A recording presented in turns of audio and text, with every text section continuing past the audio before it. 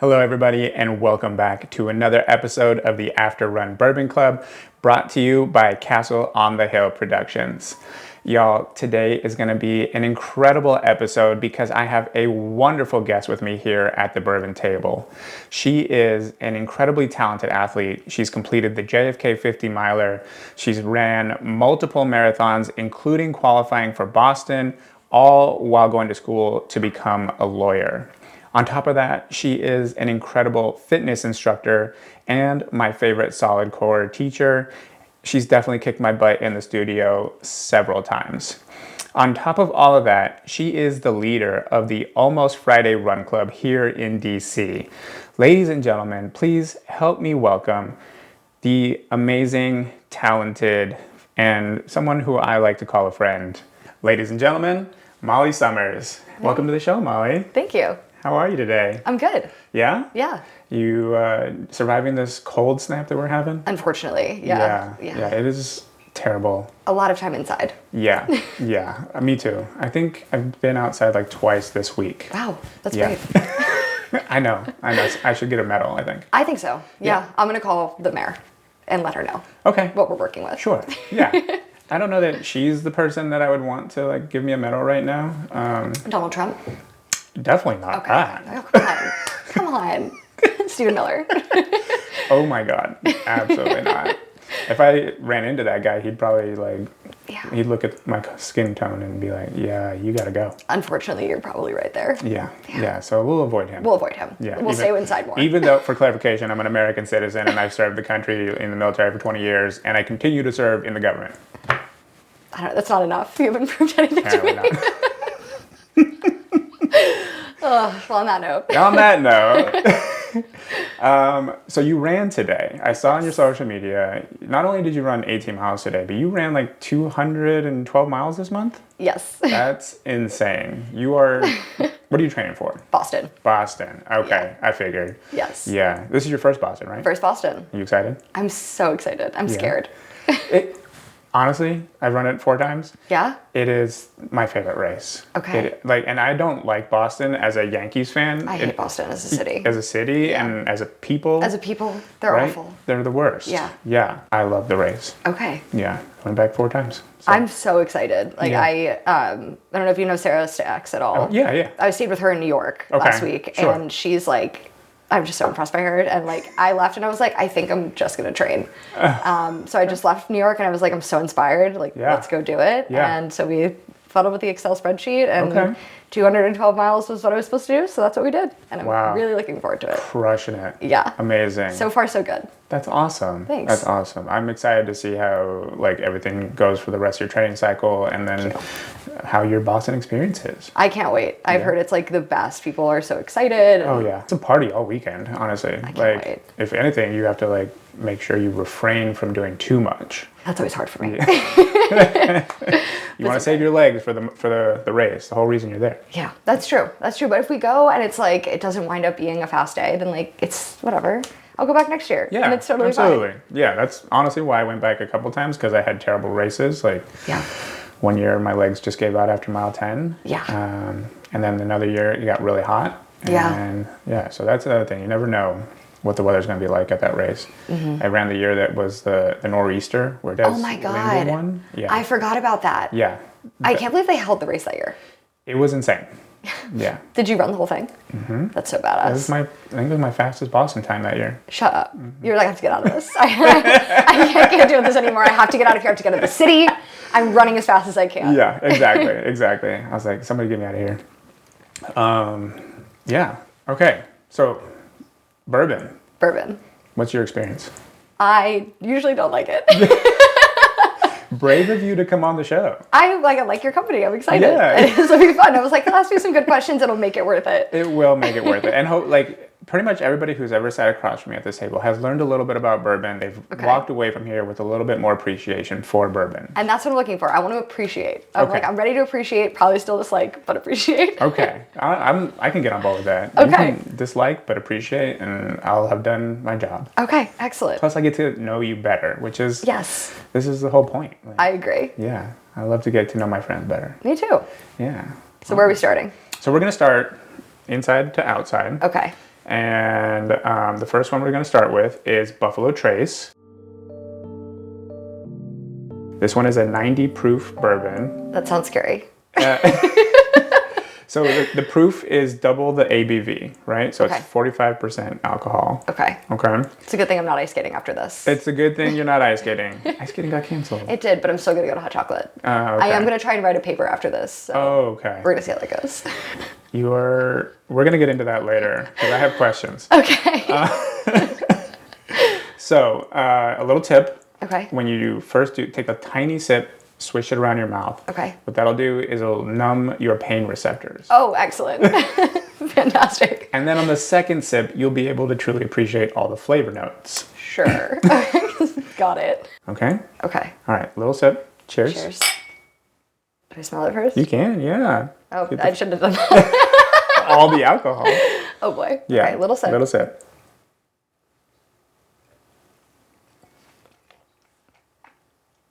Okay. Brave. Yeah, you are brave. Yeah. You run outside in the cold. This is nothing. This is nothing. This will warm you up. This is numbing my pain receptors. Exactly. All right, now we do a the- slightly larger sip. Okay. And then let it sit on your tongue and then try to get some of those flavors in there. Okay. The flavor notes for this one are vanilla, mint, brown sugar, spice, oak, leather, toffee, and candied fruit. It's actually not bad. There's a bite at the end, A little bite. but it's really sweet, Yeah. which I wasn't expecting. Yeah. Okay, that was good. That was good. And if you think that's sweet, wait till we get further on down the line. Uh-oh. They get better. Okay. Okay, first question. Yes. So off camera, before we started, we talked about your friends a little bit, which they are amazing friends. I think so. And they were all very excited to talk about you and tell your story, and provide me with some information on you. Oh no. No, it's all good, I promise.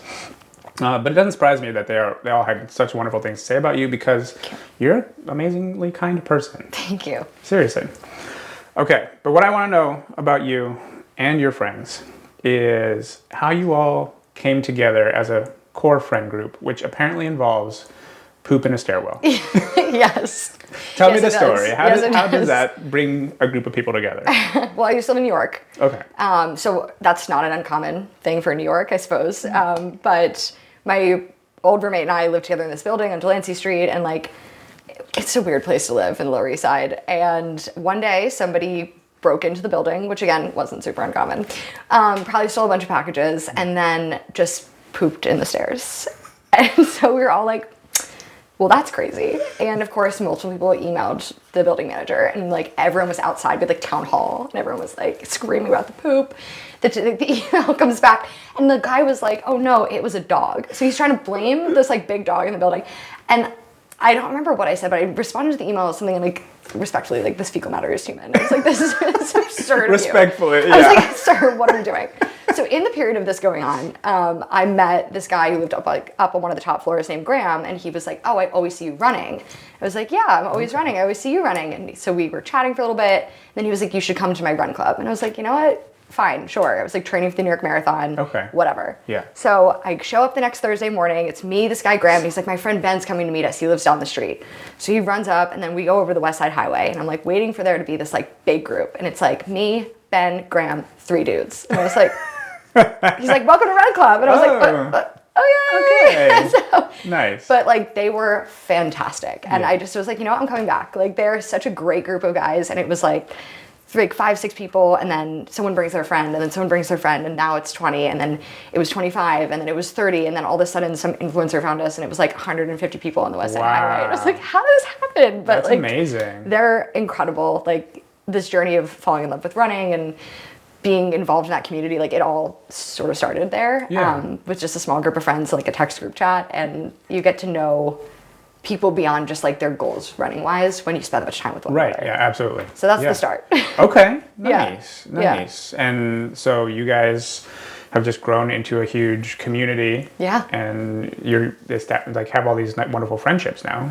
Yes. And, which is just amazing. It's what I love about the run club atmosphere. Yeah. Is that you meet so many wonderful people, and you get to learn all kinds of experiences. Yes. And that's I can't think of a better way to form a connection. Absolutely. And I think like being in a city like New York, sometimes it feels really lonely. Yeah, yeah. You're in your early 20s, like Oh, I can imagine. are lonely, you know, and like no one really talks about that, right? But it's like this idea of you move to the city and like maybe you have your college friends or your high school friends, but how do you actually make friends as an adult? Yeah. And how do you do it in like alignment with your goals? And I think like being in that space really helped because all these people did wildly different things than me, but like they were driven and had outside like goals beyond their jobs. And it was just really cool to be like, wow, this it can exist. Yeah. And it was just really cool. I feel like I really leaned into myself meeting that group of people, and I never would have if I hadn't just showed up. It's so interesting to me that you talk about how driven they were, because from my experience in knowing you, you were probably one of the most driven people I've ever met. Thank you. And we will talk about that later, but I just want to like, how driven are these people? Like you are finding inspiration in how motivated they are. No, they're amazing. Like the two of them you talk to, like started their own company and like they're, you know, in their 30s. Like it's awesome. Like, and like multiple people like left like jobs to do something bigger and more inspiring. And I just think it's really cool. Like people just having passion in something that isn't what I'm passionate about. Like that's fascinating to me. Yeah. And I loved that. And I think I just hadn't really experienced that until meeting all of them. Yeah. And they were waking up at 6 a.m. to go run a marathon. I was like, of course, like you're my people. I get it. Yeah. Yeah. And you also mentioned falling in love with running. So were you not a runner like growing up or? No, I was. Okay. I ran in the Junior Olympics as a kid. Oh, yeah. Okay. I didn't know like, that. Yeah, it was like a silly thing I did when I was like real tiny. Yeah. And then I'm anxious as fuck.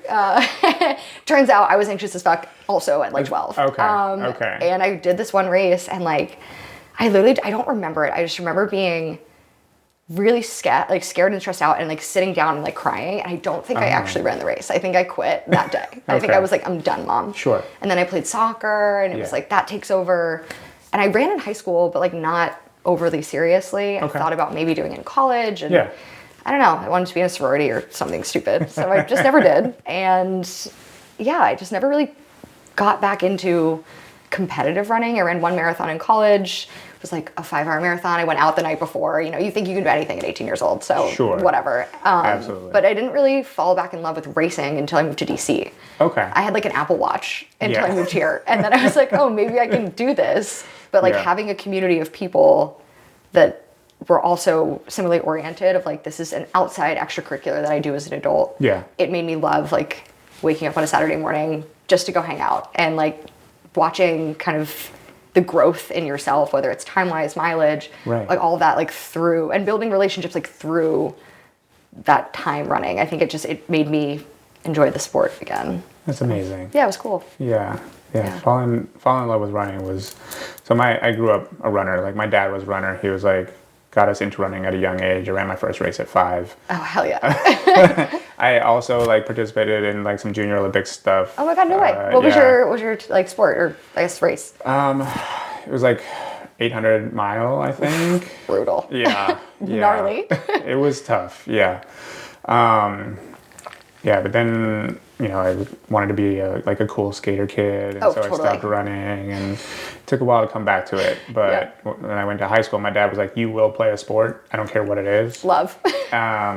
He's like, you're not going to just be sitting at home not doing anything. You got to do something extracurricular. So I just got back and ran through that and fell back into my love of running. So I love that. Yeah. That's awesome. Yeah, I can relate to your story a little bit there. I think it's hard when it starts out in competition at that age because I think there's so much pressure. Absolutely. And I think that many-year gap for me between the pressure of what it's like to go and race and have a coach and then to kind of just take a break and step back and like be able to do it on my own terms. And then realize like, oh, I'm actually good at this. And I think you forget that you're good at it until you take the pressure away. Yeah. You're right. The pressure on a person that's small, still in development, there's a lot of pressure, a lot of anxiety inducing, but you're also like you want to make your parents happy, right? Yes. And you're like, I'm gonna do this and it'll make them happy. And when you don't succeed, you feel like a failure. Yes. And that's tough as a kid. Yes, and they don't, I know, at least for mine, like my parents definitely didn't mean to do that. They were like, No, she loves it, she's excited, right? But it's like, no, like I'm doing this for you.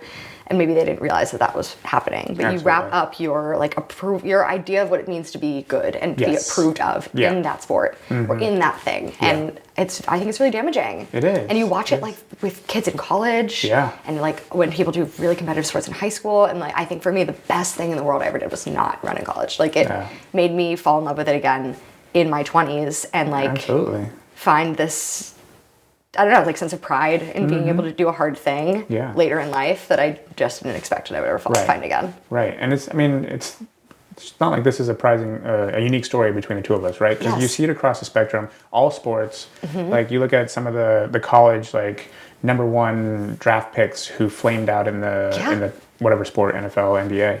And it's like the pressures finally got to them and they never had a strong support system. Yes. Yeah. Yeah, So. and I think it's cool, like we've seen at least with female runners, like a lot of female runners later had kids, had like a career, did something else, and now all of a sudden at like 35, they're like winning the Boston Marathon, and you're like, what the hell? Like, but it's like a thing. You just you take that time away, you take that pressure away, and then you do it on your own terms, and it makes a world of a difference. And going back to what you said about not running in college, I think also like you hear about the stories of just how hard the coaches are pushing these women. They're damaging their body, they're damaging their reproductive system because they're, pressured to be a certain weight so that they can run faster. And, when you become an adult, you look back and you're like, oh, actually, the better you treat your body, the better you perform. 100%. Yes, absolutely. And there's already enough pressure at that age too to like look a certain way. So I just am so happy that wasn't something that I had on my plate. Well, I'm glad you found love with running and racing. Yeah. Same to you. I think it's so special. Like it's really cool to see a lot of people having those moments now. Yeah. Just like, I don't know, it's just like invigorating to be like, yes, like more of that.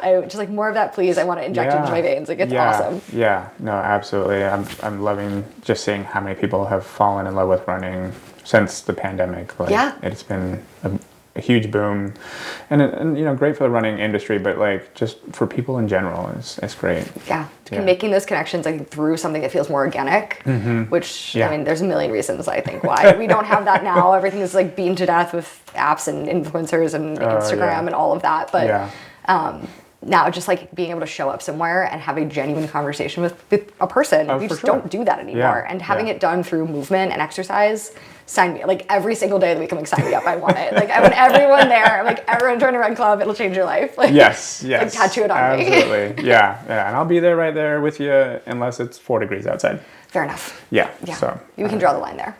I'm from Arizona. This is all unfamiliar territory. That's fine. All right. Shall we move on to the second bourbon? Okay. I tried to drag it out a little bit for you so that you could, not have back-to-back. Thank you. Yeah. All right. Second one. Okay. This is the Woodford Reserved Double Oaked. It's 90.4, so just slightly more alcohol than the Buffalo Trace. Okay. Yeah. So I'm interested to see. Well, you actually probably won't have to do that anymore because everything's numbed. Everything's numbed. You're good. Yeah. All right. Cheers. So cheers. Flavor notes for this one are going to be vanilla, honey, chocolate, toasted oak, caramel, spice, hazelnut, and baked fruit. Sweeter. Mm-hmm. It's like really bite though. You get that bite at the end? Like, ow. I'm not numbed enough.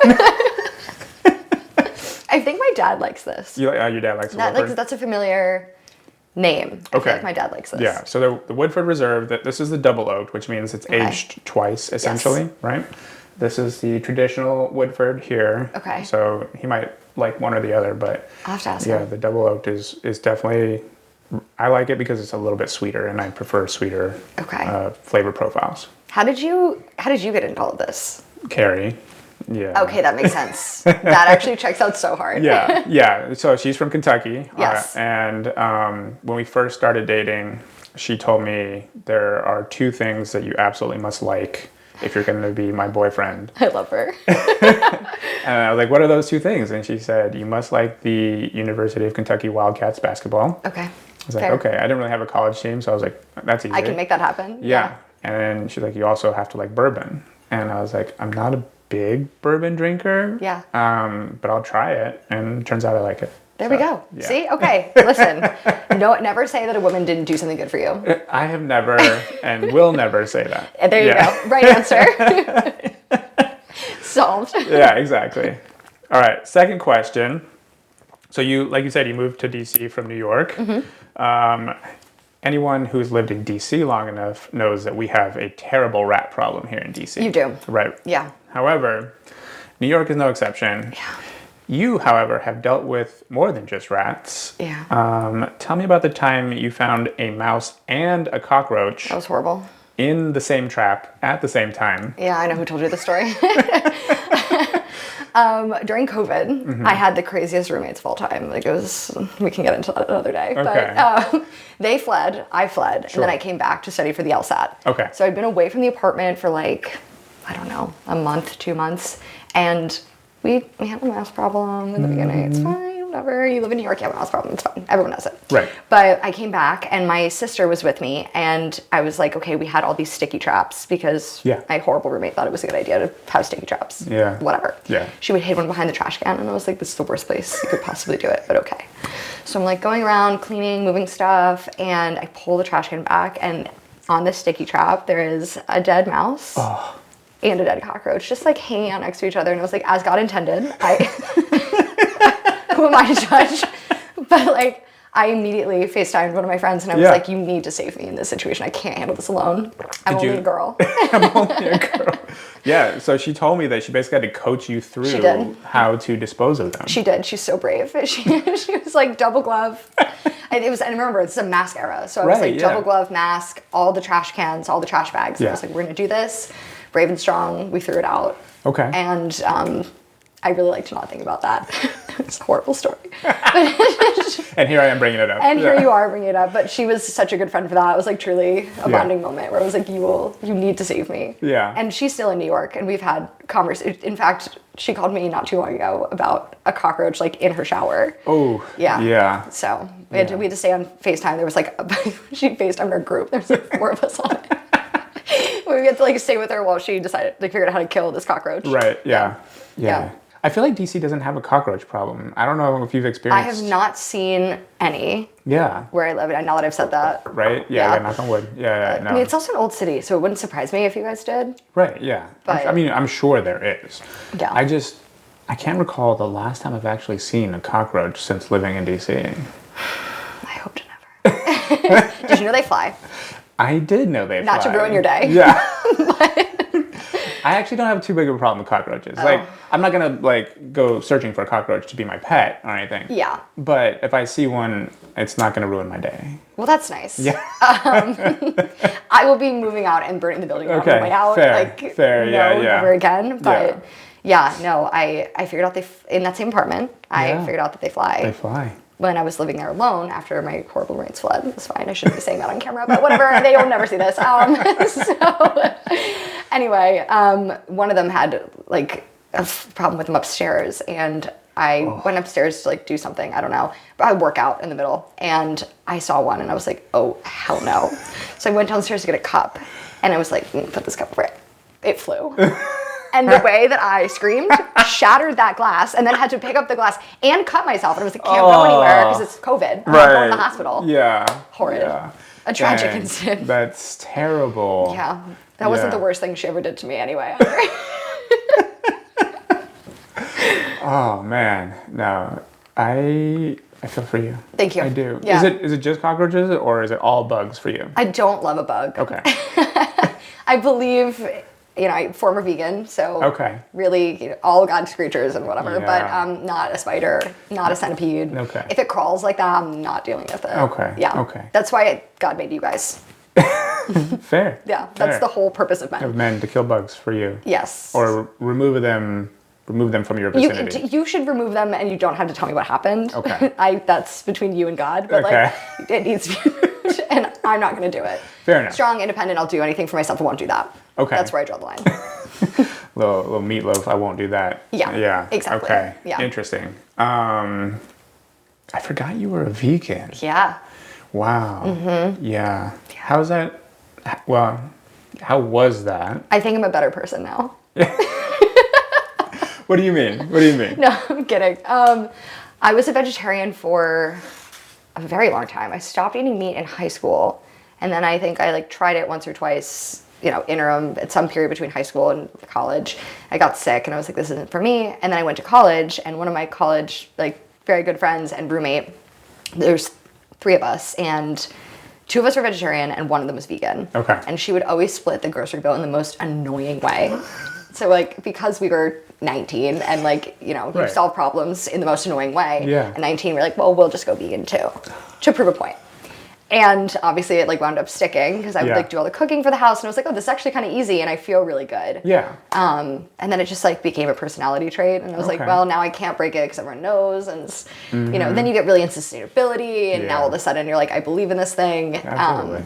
But with all the running and the training, I think it just You needed the started. protein. Yeah, I was just getting tired, and like, I don't know. I felt there was one day I woke up and I was just craving meat, and I had never experienced that. I was Yeah. like, it has been 15 years since I Yeah. felt like this. Like, what? Yeah. So I was like, I guess we're going to the farmer's market. And now I have my meat guys at the farmer's market. There and you go. I love it. So What was your first meat back? far away. I had chicken. Okay. And I got That's good. very, very sick. I bet. Yeah, your body was like, what the hell is this shit? There's a wonder, I will find the video. There's a fantastic video for you that someone I used to created and sent it to my family. And Yeah. it is truly it's hilarious. Like I was like on the floor. Like I could not move. My siblings like still bring it up. They were like, you were so dramatic. And I was like, no, you don't understand. I thought it was trying to eat its way out of my stomach. I was like, this is gonna kill me, I think. Yeah.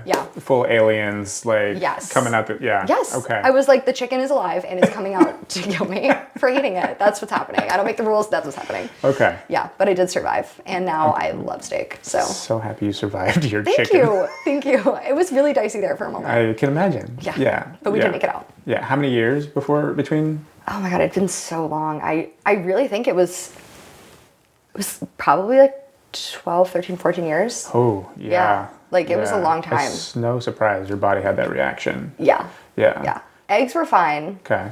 Dairy is still like dicey. Sure. We're like, if we're going out, we're not having dairy. Yep. You gotta be the Yep. safety of your home. 100%. I'm the same way, and I was never a vegan, so it's fine. Yeah. Lactate pills will change your life. But meat has been like pretty okay. Okay. Yeah. Good. Yeah. I don't like turkey, and I don't like Interesting. ham, but everything else has been pleasantly surprising. All turkey? Like even like Thanksgiving turkey? That like or is it Thanksgiving just turkey is the like, worst kind of turkey. Why? Sorry, I didn't mean to get No. so offensive. No, about that. no. Like, give It's- me your reasons. I mean, have you ever had a Thanksgiving turkey that's not dry? Yes. What? So I'm coming to your Thanksgiving next year. you come to Thanksgiving next year because we order. This is unsponsored, not a plug. Popeyes. What? They do a Thanksgiving turkey where they marinate it in all their Popeyes spices. Shut up. And we have a Cajun turkey for Thanksgiving. No. It is so juicy. You guys are so Kentucky. And This is so funny. I'm the one who introduced her to. No shit. Yeah. Okay, the yeah. fair trade for the bourbon. See? Exactly. There it is. Exactly. Yeah. So it's the best turkey I've ever had at Thanksgiving. So come next Wow. year, and we'll change your life. Changed my life because every year, no offense to my family, every year the turkey's dry and it's just not, it's like just a subpar meat. Like if we're gonna do it big, why aren't we getting a chicken? Why aren't we going out and getting like, I don't know, we Yeah. had a goose one year, that was Okay. weird. Yeah, But like why aren't we interesting. doing steak? Like let's Yeah, just yeah, do yeah. it big. Why are we doing turkey? It's so depressing. My dad, so we do turkey for Thanksgiving, and then for Christmas we would do Cornish game hens. Oh. Yeah, those I found to be more dry than a turkey, I think. Okay. They're tiny little birds. So yeah. That's the I hardest just part. got so sad about the tiny bird. The guys at the meat burger are so nice, but they're always like, get the Cornish hen, it's like this big. Yeah. And I'm like, well, number one, who's cooking that for me? 'Cause Right. I'm like, are you coming over? Because I will not be doing that, thank you. Yeah. And also, like, that's so sad. Yeah. Yeah, I'm like, Yeah. just wrap it up. Like, the breast is fine, I don't have to see it. I mean, if it helps, they're bred for this purpose, so That makes it so much worse. they're fulfilling their life's work. No, no, Their whole intention. no, no. See, I'm about to turn you back into a I'm vegan. going back into a vegan. Look what you've done. It's all over. No, come back for the turkey. Come back for Thanksgiving. Okay, fine. Yeah, yeah. Popeye's turkey, I'm in. I'm there next year. So good, I promise. Okay, I trust you. Yeah, yeah. All right, bourbon number 3. Okay. You ready? Yeah. Okay, this one is Town Branch Maple Barrel Stout. It is 94 proof. Okay. So another little jump up. Okay. Okay, cheers. Cheers. Flavor notes for this one are maple, cocoa, brown sugar, and cherry. I get the cherry on that one, actually. Yeah, right? It comes very heavy in the front. Wow. That's like actually good. Okay, all right. No bite on this one? Okay, well, the swallow was a bite and now it's better. The aftertaste is better. Yeah. After it's gone. Once it's been like removed, I'm like, it's actually not that bad. Yeah. I'm so brave. And bourbon, this might be like dumb, but bourbon, it has to be made in a certain place, or am I making that up? Is it like champagne with It has wine? to be made in America. Okay. That's it. Okay. That's like Scotch can only be Scotch if it's in Scotland. Yes, exactly. See, my dad's taught me something. I listen sometimes. Yeah. Sometimes. Bourbon is the only American spirit that is like regulated by the government by constitutional law, I think. No way. Yeah. Wait, I have to look that up. I'm fascinated. Yeah. That's amazing. Yeah. Of course, see, I find that very interesting. Yeah, so it's because prior to that, people would make bourbon and kind of just throw whatever into the mix, Right. like turpentine, and like they would gather the tobacco spit from people. No. And put that in for the color. It's so disrespectful. Right?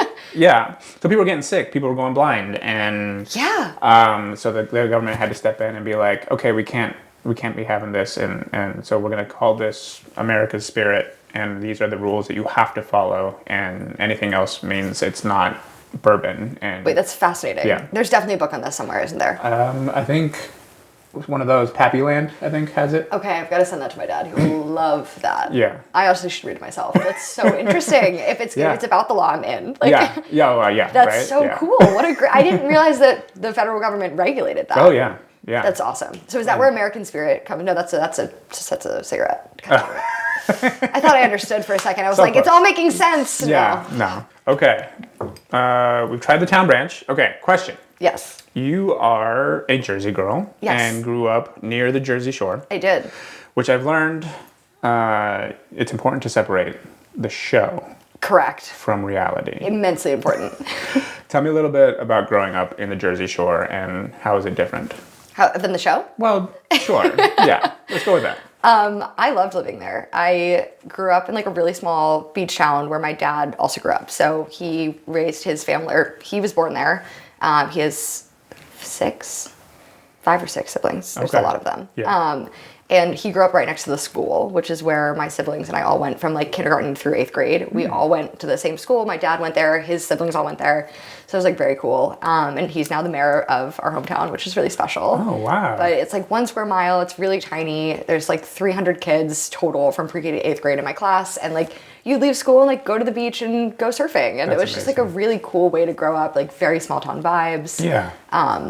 I really loved that. Okay. And I think you don't realize like how lucky you are to have that until you leave it. And then like when you talk to people who've had every other experience, you know, like I got to walk to school every day. Like you got to walk to and from your friends' houses. Like people don't always have that. Sure. Like, that's like very unique. Yeah. I don't think it's anything like the show at all. I think that everyone from the show is like from Long Island. Yeah, like, that's true. get out That's of here. true. Yeah. It's so embarrassing. Like you've wrecked it for all of us. They really did give Jersey a bad name. Yes. Yeah. It's so rude. And to that end, I will say that I grew up. I never watched the show. Okay. I will say you're missing out. It's great entertainment. That doesn't surprise me. It just felt mindless, which some people like. I do enjoy sometimes. Yeah. Yeah. But I grew up with this idea of Jersey. Well, let me just say this. I'm on the record Okay. of saying that the only reason to go to New Jersey is to get to New York. That is so disrespectful. I know, and I've been told multiple times, and there Have are... you heard of Bruce Springsteen? Sure. Do you appreciate good music? Of course. How do you feel about bagels? I love bagels. Pizza? Pizza's great too. Okay, so what's your problem? How is that better than New York's bagels and pizza? Our water's better.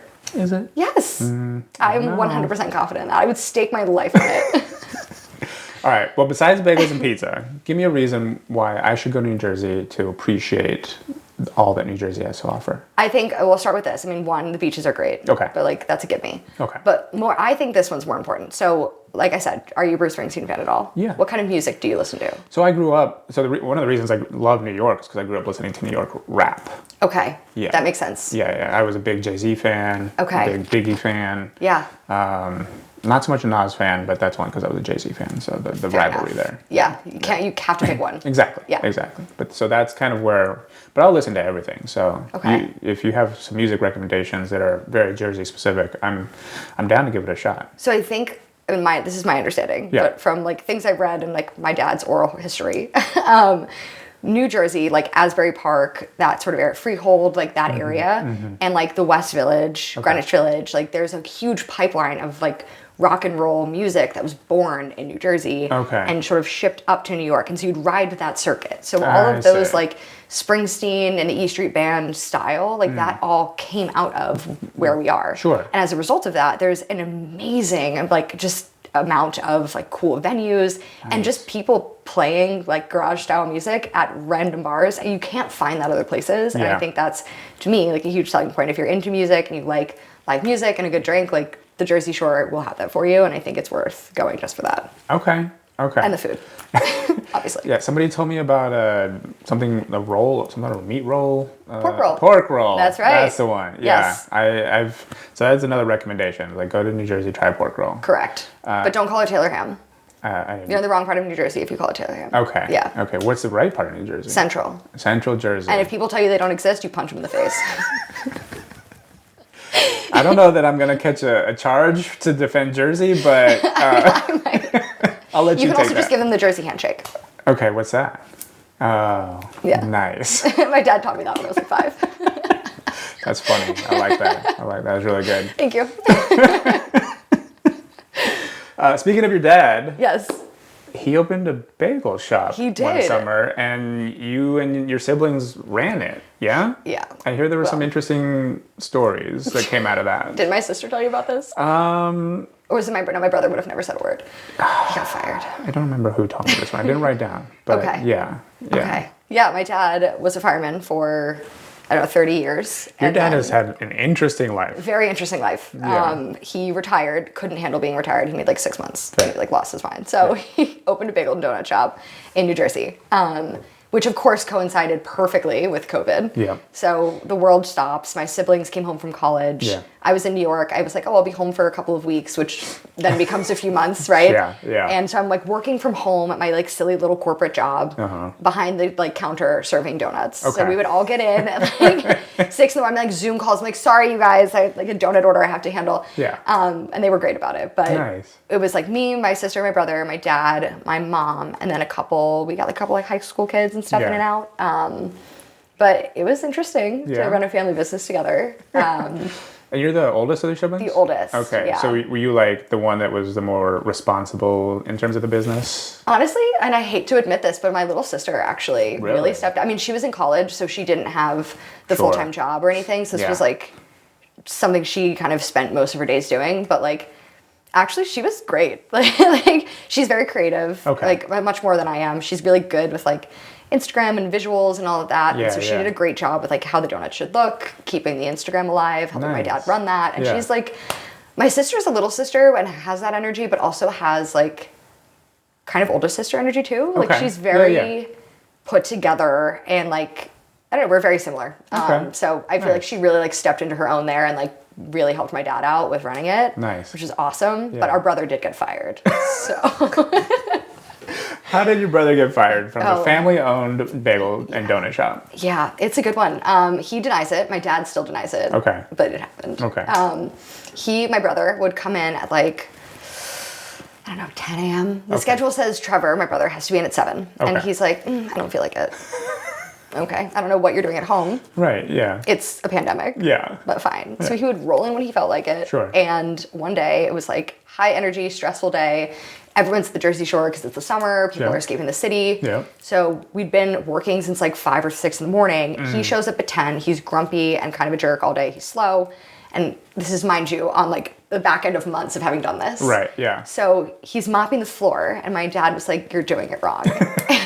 He was like, "I know how to mop the floor." Yeah. Whatever. And so he was like, "You're just lucky that I'm here." And that was the final straw. Yeah. And my dad was like, "Pack your shit and get out."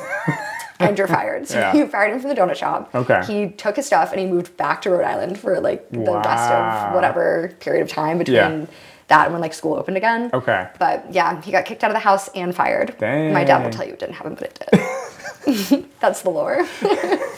That's crazy. Yeah.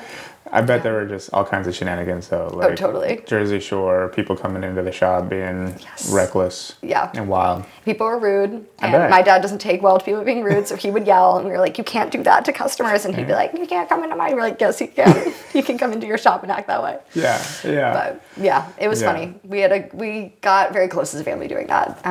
Nice. We also fought a lot, but we got very close as a family. Yeah, I mean, when you spend that much time with your family, like, there's bound to be conflict, but Yes. as long as you guys can come back with a resolution and grow from it, I think it's awesome. And I think that's a weird thing about COVID, right? Was that Yeah.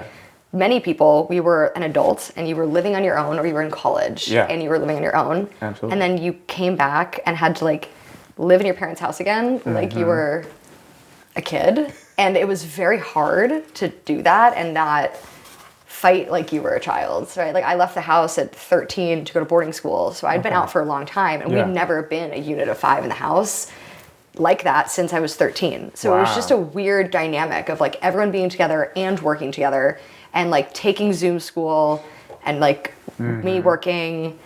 It was very odd. Yeah. So I think a lot of families had that experience of like you get closer, but you're also like fighting like you were when you were young. Yeah. There's the added friction of being back in and not having your own space anymore. Yeah, and like wanting that freedom because you were just learning how to have it. Yeah. You know, it was like you're finally getting the world kind of in place under your feet, and then all of a sudden COVID happens and you're like, oh my God, what do I do? You know, I don't want to be at home with my parents. I want to be out at this bar. I want to be with my friends. I want to I want to pay my own rent. You know, it's very hard. Yeah. It was a weird period of time. No, for sure. Yeah. Wow. Well, you all survived. We did, and we're better for it. Yeah. And he sold the bagel shop. Sold the bagel shop. Yep. Nice. Now he's the mayor. Now he's the mayor. Wow. Yeah, Lots of growth. Retirement is not for your dad, apparently. No, I don't know what he's gonna do. I was home for, I don't know, Christmas or something. Yeah. He's talking about what he's gonna do next. I was like, can you just stop? It's like, what if you didn't? What if you just sat? Yeah. He's crazy. Take a minute. My mom, meanwhile, she was a teacher, and she was like, I'm so ready to retire. She retired, and she's like, I'm never working again. Like, we love it. She's so funny. No, that's amazing. Yeah, they're very different, but it's great. Maybe go on vacation. That's what I said. I was like, don't you want to go see something? And he's Yeah. like, it's too much to do. I was like, what do you mean there's too much to do? You're the mayor. Yeah. That's it. You don't have to, it's crazy. That's funny. Yeah. No. Yeah, he can't sit still.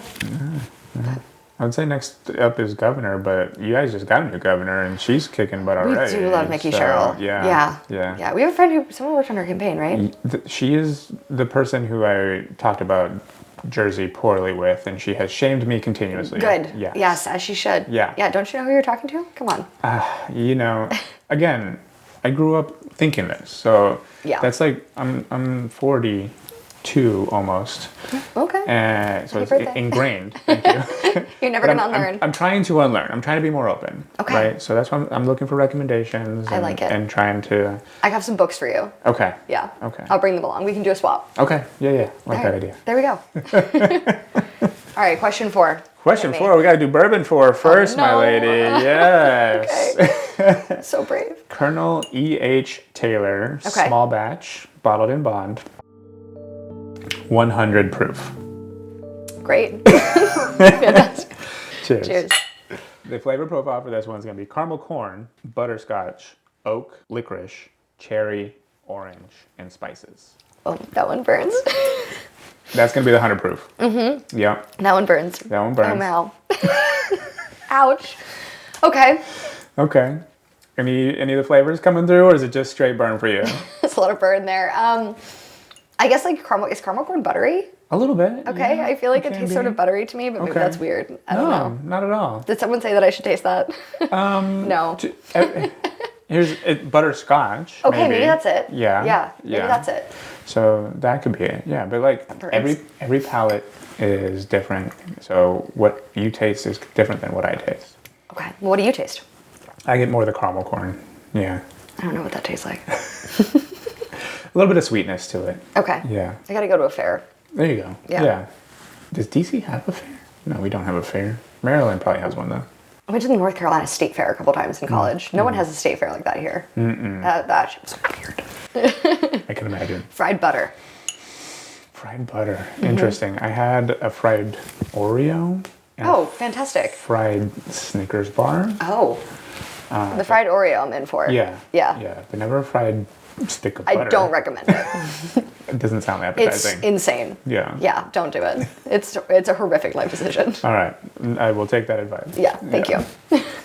All right. Question 4. Okay. All right. So like I said, you had some amazing friends who all had amazing things to say about you. One of your friends said, and I quote, "The thing that amazes me is just how much energy and enthusiasm she has for both her running and professional goals." It's really kind. Yeah. Which I agree with all that because, like I said, you are just so motivated and incredible. So the question is, where does this drive and work ethic come from? It's a good question. I mean, we've talked a lot about my dad. Yes. So I was- think it's like pretty clear he's made a big impact on my life. And I think growing up, he was always that way. It's a good example to watch, right? Like my dad was a fireman, and he also, when I was a kid, like started his own company. And so like while working a full-time job, he was doing that and helping my mom raise 3 kids, and she was working. And so it's just, I think having parents that always were doing more than one thing Right. was helpful. And then I went to boarding school, and I think it was like surrounded by a lot of that. And so I think there's a lot of people that just always had more than one thing going on, and watching that as a kid, it's just what you're kind of normalized to believe is how you should be. Yeah. So probably that, but I don't know. I don't know that I've ever thought deeply about that. Yeah. I mean, yeah. It's interesting. I've never really thought where it comes from. Right, So yeah, like, I know yeah. that this is just how I am. Yeah. Well, like you say, you were surrounded by the people with a similar work ethic, and I think that definitely, when you're young, you see that it's very, children are very impressionable. So you're like, makes sense. Yeah. Yeah. Yeah, and it feels good to be championed by that when your parents do and your friends do. And I think like as a result, like the friends that I've chosen in life, I think are all, I would describe a lot of my friends like that, right? A lot of them are the same way, where like it's whether it's a running goal or some other extracurricular role, like they do more than one thing, and they do it very well, and they're passionate about all of it. And so I think you then seek out those relationships and are further driven by other people that have similar perspectives. Oh, that makes sense. Yeah. Absolutely. Yeah. No, it's incredible to see. Like I said, your work ethic. You're probably one of the most driven people I know. That's kind. Thank you. You're like lawyer, Not yet. working towards being a lawyer, solid core instructor, marathoner, ultra marathoner.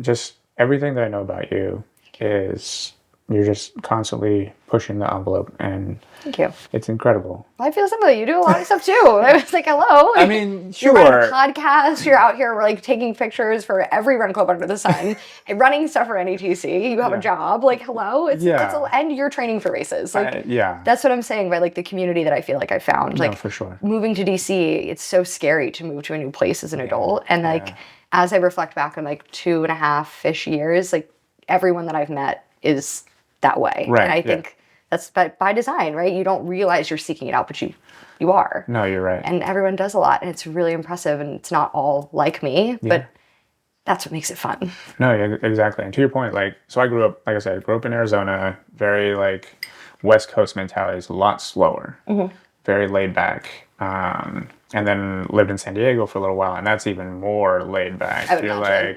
like, supposed to be at work at 9, but maybe I'll show up at 10 after I go, surf for a couple hours in the morning. Stunning. Exactly. Why would you ever leave? Why are you here? I'm confused. But here's the thing, is that when I moved to DC and I was surrounded by the people who, are so motivated, so driven, I was like, oh, this is what I was missing. Yes. This is the thing that I was like, there's always been something missing in my life. And it's that drive, that and because I had it in me. Right. I just didn't know how to apply it. Yeah. And then seeing other people do it, and I'm like, okay, that's how you do this. This is what I should be doing. Yes. Yeah. And watching people do it with grace and with joy. Exactly. Because I think a lot of times you see it as like, well, I have this and I have this and I have this and I have this. And it's like, well, what if you took one thing off your plate? Right. What if you slowed down? Yeah. Right. But yeah. people here, I feel like, are fueled by the many things that are on their plate. And it adds like diversity of perspective to who they are. And it's exciting. Yeah. So I kind of agree. I think people here do that very well. Yeah. And it's lovely. It is. So how do you, because, being driven and doing stuff a lot, it can take a toll mentally. So how do you relax? How do you get away from all that besides running? I'm figuring that out. Okay. I'm in a season of life right now where for the first time in a long time, I have time. Yeah. And I was actually on FaceTime with a friend the other day trying to figure out what to do with it. And we were laughing and he was like, well, just take up a hobby. And I was like, I have too many. Right, like, I need a hobby that makes me like stationary. And he's like, Sure. well, you could knit. And I was like, I was like, that's the most disrespectful thing you've ever said to me.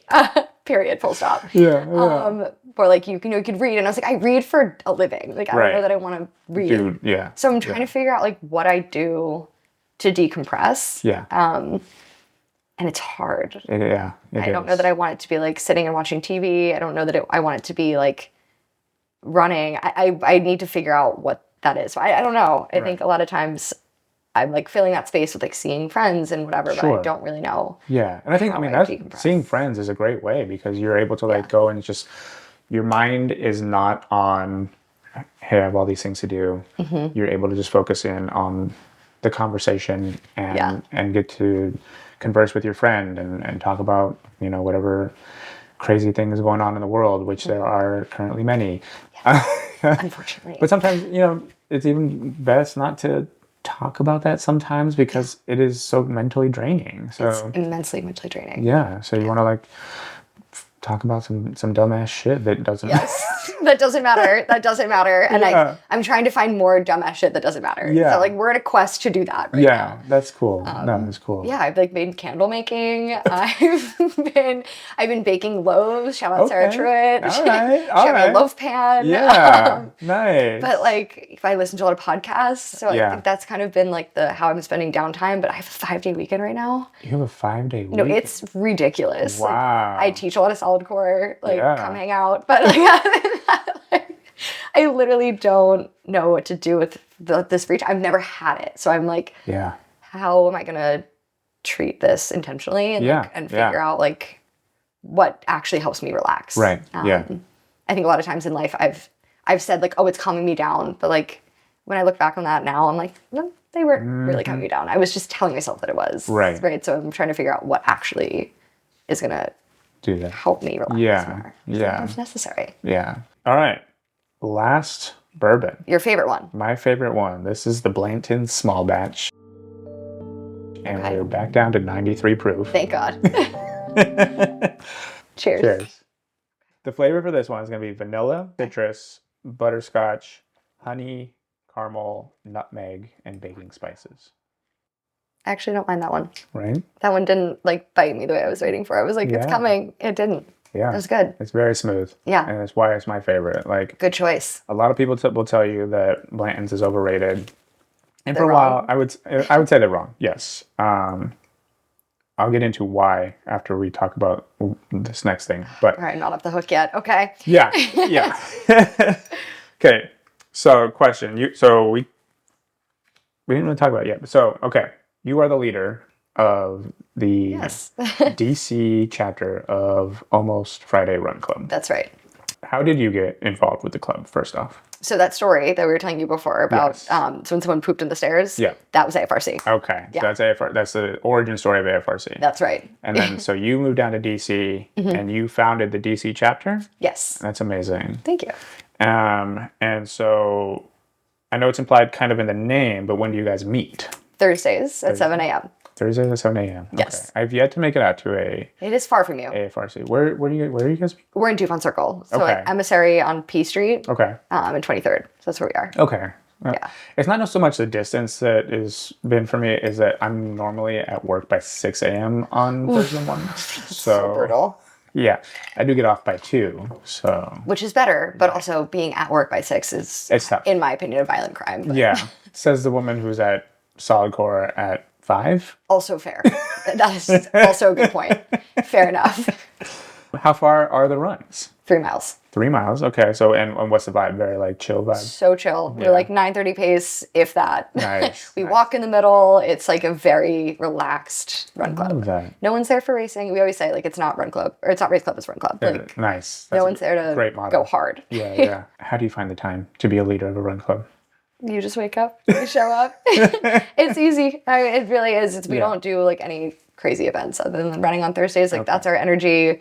Sometimes we do things, we're sponsored by New Balance, so sometimes we do like events with them, but for the most part, it's just kind of showing up and like enjoying the energy of the people that are there, letting people like have the space to come for their first run ever or come for the 500th time and like just enjoy the community of people that are around. Like, I don't think it takes that much, you know? Yeah, one of my previous guests here, Sharon Schwei. Yeah. She went recently to her first Almost Friday and said she loved it. Yeah. Thank you. That's so nice. I'm so glad their whole TSP team came. Oh, did they? Yes. Nice. Which is so fun. That's cool. Yes. She's also a Jersey girl. I didn't know that. Yeah. We'll have to talk more. Yeah, yeah. She's the one that talked to me about the pork roll. Okay. Yeah. Yeah, well, you have Jazz coming too, another Jersey girl. Uh-huh. So I did not know she was from Jersey. She's from like right around my hometown. Oh, cool. Very cool. Yeah, so you need to tone it back, the Jersey slander. I'm, like I said, I'm You're open. digging yourself into a hole right now. I'm open to, look, I don't know if you see this, New York or nowhere. It's different. Okay.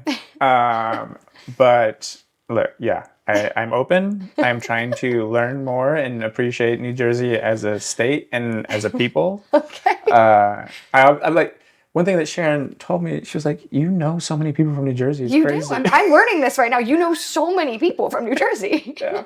Yeah, I know. It's bad. I'm learning to appreciate it. I'm really proud of you. Yeah. This is huge. Yeah. Okay, so where can people find out about Almost Friday? You can find us on Instagram.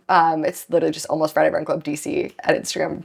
Not at Instagram.com, just on Instagram. Yeah, on Instagram, Almost Friday. Okay. Yep, you can find us there. And where can people follow your story? It's same thing, just Mollie Somers on Instagram. I think there's 3 L's in my name on Instagram because it was taken. Okay. But yeah, that's it. Nice. It's not that interesting, but you can find me there. Okay. Yeah.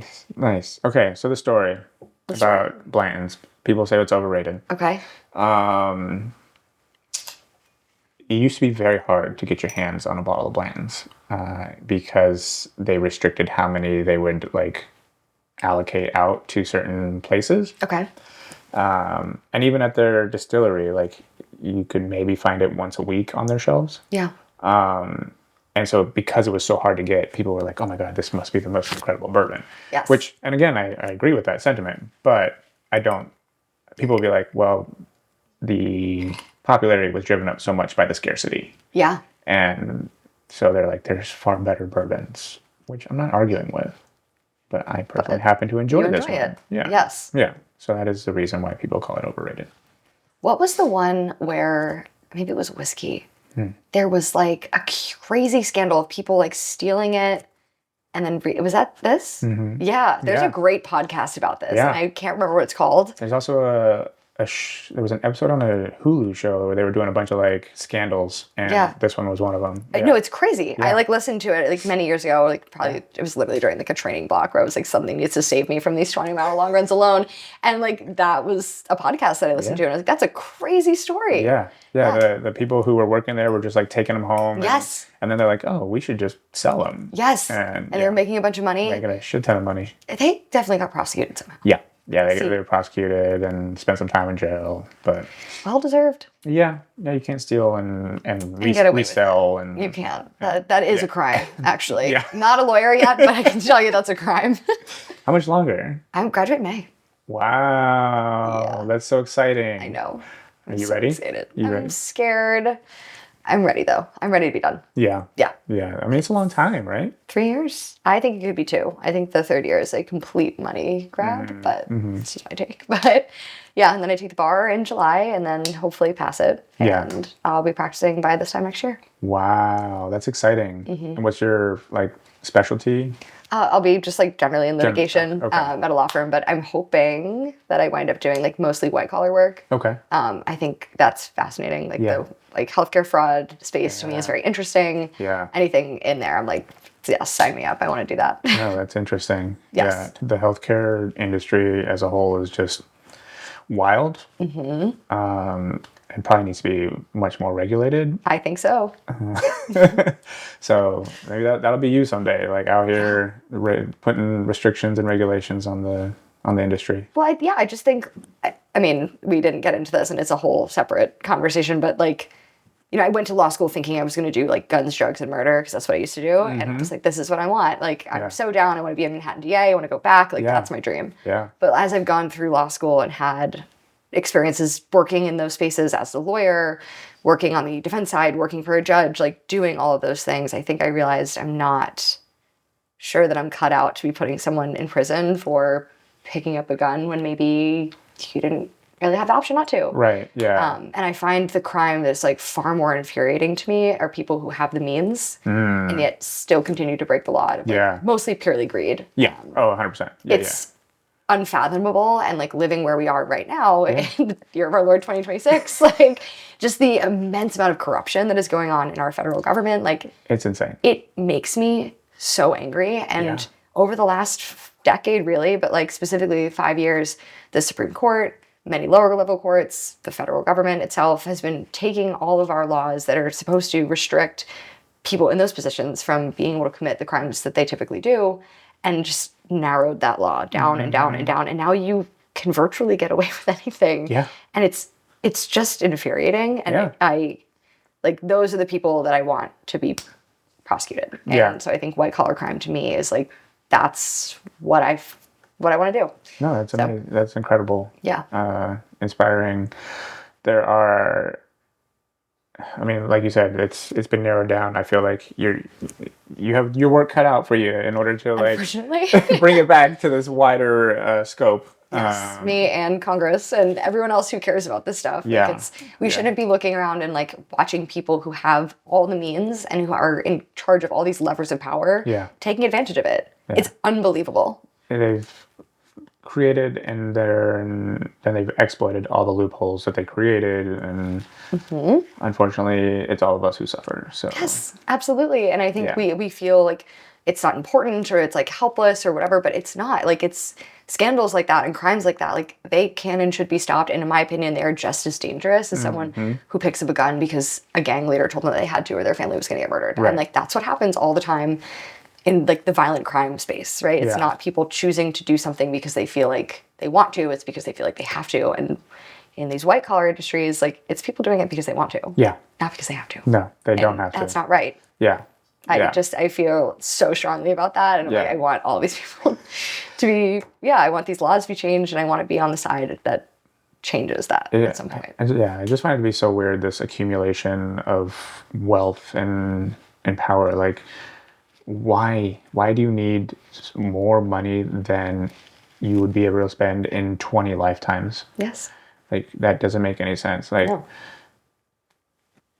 I think because Elon Musk was somebody was like, you could end poverty worldwide. Yep. With a small donation. I say small in relation to all his wealth. Yes. And he chose not to. He's like, no, I'd rather go buy Twitter and turn it into a hellscape. Yes. So. Yep. Yeah. Yep. With his $1 trillion package that he was just given by the shareholders of his company, like that's it's fine. Yeah. But like that's where we live right now, and it's unbelievable. And like we have the power to change that. Our lawmakers have the power to change that. Yeah. And I believe strongly that like as a lawyer, that is your job, is to make sure that like the laws are properly executed and like people are being held to account. And I don't know, it's a hard time to be in law school right now with like all this stuff going on, but I think that I still hold on to that and just remember that keep holding on to that hope. There's time to make changes, and it's just about like voting for the right people, showing up, and like continuing to care. Yeah. No, we need that. We need people like you who have the understanding of the law who can affect change. Yeah, one case at a time, right? It's like, even if it's not in the news, it's like one case at a time creates precedent, and that's the whole point of like, you move the law back in the right direction.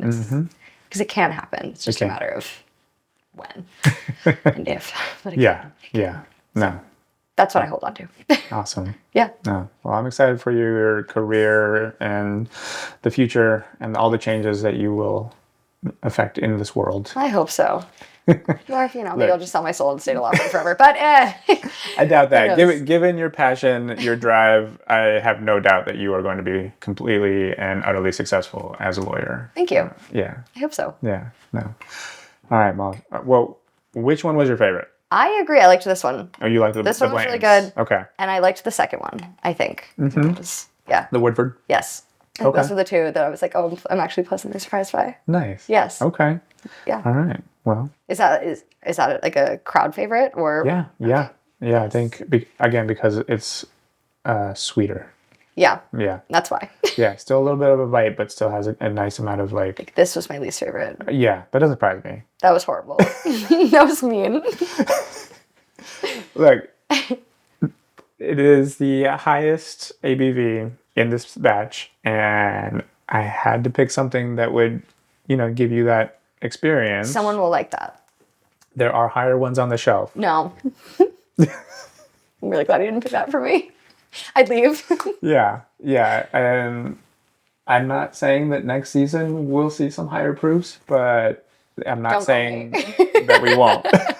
I'm not coming back. I'm going to bring you back after you're a lawyer and you can tell me all about your wonderful experiences. Yeah, I'll give you my homework. Okay. And we can do this like a commercial break. There we go.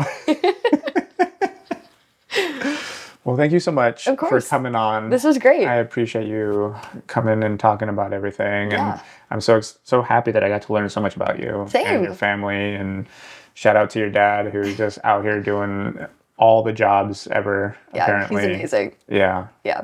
And hopefully your brother has moved back from Rhode Island. He's in Chicago now. Okay. Yeah. Okay. Yeah. He's allowed back home. He's just not allowed to work. Not allowed to work at the shop anymore. But he's allowed back home. He still has a house there. Awesome. All right, Miles. Well, I won't keep you longer. Thank you so much again. Yeah, thank you. Yeah. This was great. Thank you. And to everybody at home, thank you so much for listening and watching wherever you are taking in this podcast. And please continue to like and follow, whether it's on Spotify, Apple, Amazon, or YouTube. I really appreciate you. It really helps us out. Don't forget to go follow the Almost Friday Run Club on Instagram and Mollie's Instagram as well. You guys have a wonderful time, wonderful day, and we will see you on the next episode. Bye.